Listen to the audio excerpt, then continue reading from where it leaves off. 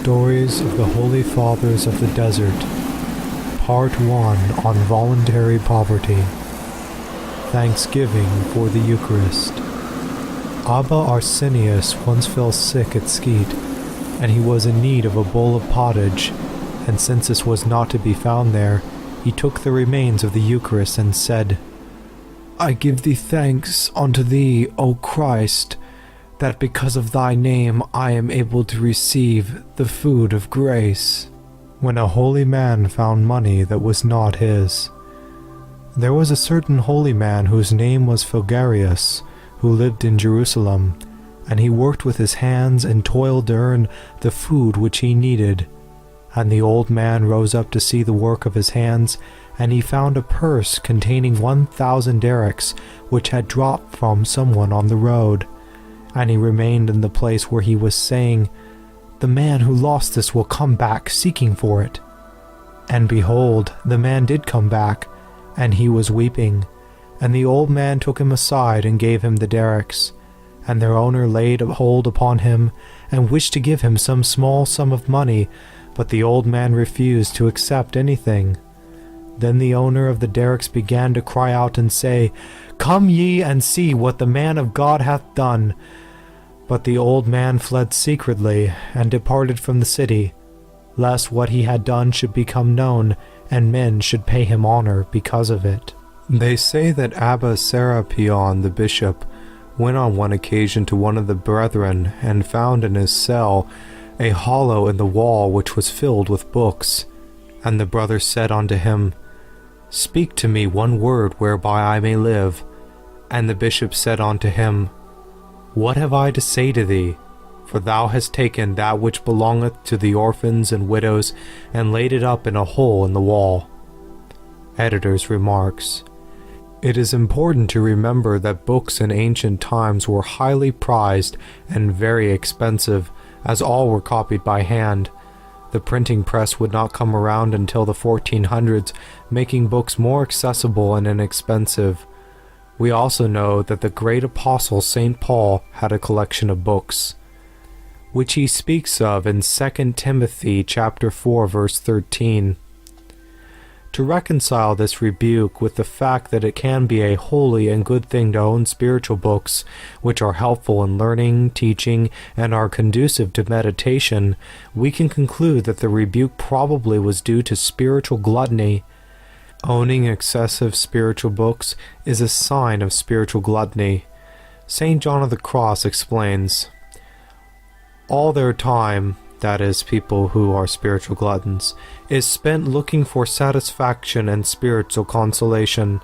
They can never read enough spiritual books, and one minute they are meditating on one subject, and the next on another, always hunting for some gratification in the things of God. The Dark Night of the Soul, Book 1, Chapter 6. Spiritual gluttony does injure charity, and in this case, the bishop points out that instead of putting his money to good use by giving alms, he has used it to amass an excessive number of books to his state of life. The poverty of the cross.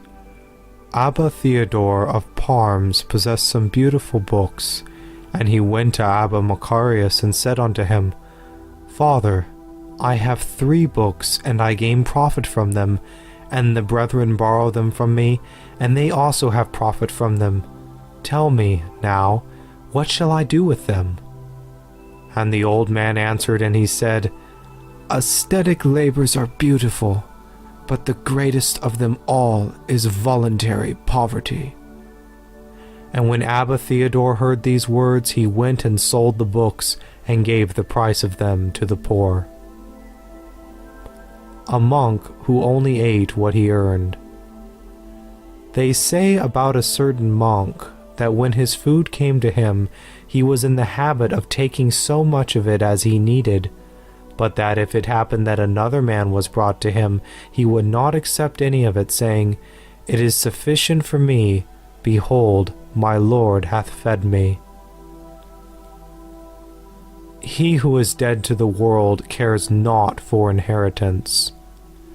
A certain monk used to live in a cave in the desert, and a message was sent unto him by his kinfolk, saying, Thy father is grievously sick, and is nigh to die. Therefore come, and inherit his possessions. And he made an answer unto them, saying, I died to the world long before he will die, and a dead man cannot be the heir of a living one. Do not be weighted down by the world.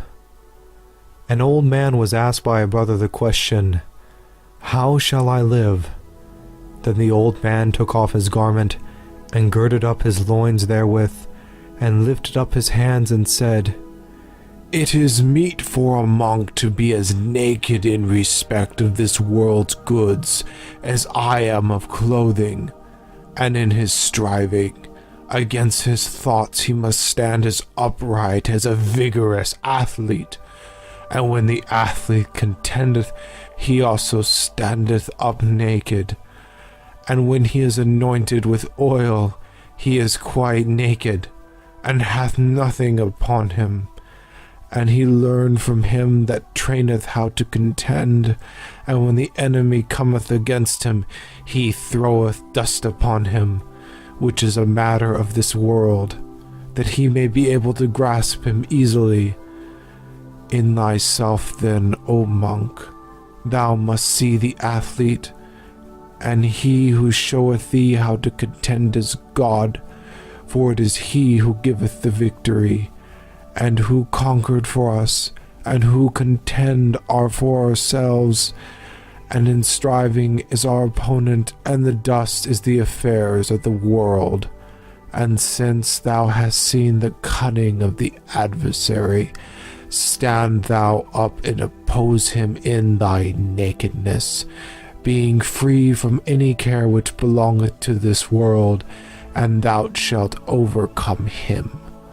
For when the mind is weighted down with the care of the world, it cannot receive the holy word of God.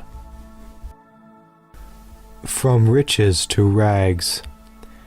They say concerning Abba Arsenius that as, when he lived in the world, his apparel was finer than that of anyone else, so, when he lived at Skete, he wore raiment which was inferior to that of everyone else, and when, at long intervals, he came to church, he used to sit behind a pillar so that no one might see his face, and he might not see the faces of others.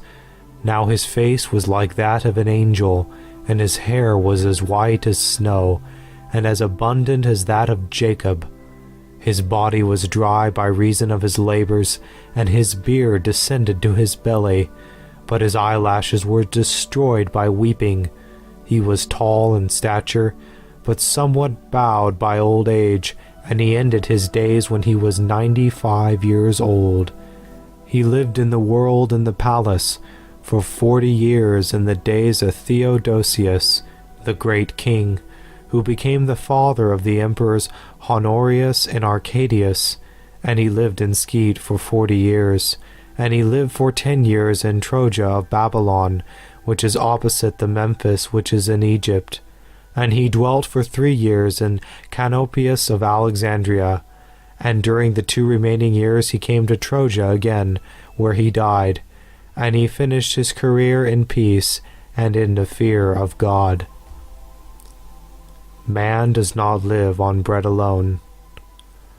On one occasion a certain bishop came to the fathers in Skete, and a brother went forth to meet him, and having met him, he took him and brought him into his cell, and having set before him bread and salt, he said, Forgive me, O my father, for I have nothing else to set before thee. And the bishop said unto him, I wish that when I come another year, I may not find even bread and salt in thy cell. The charity of the poor.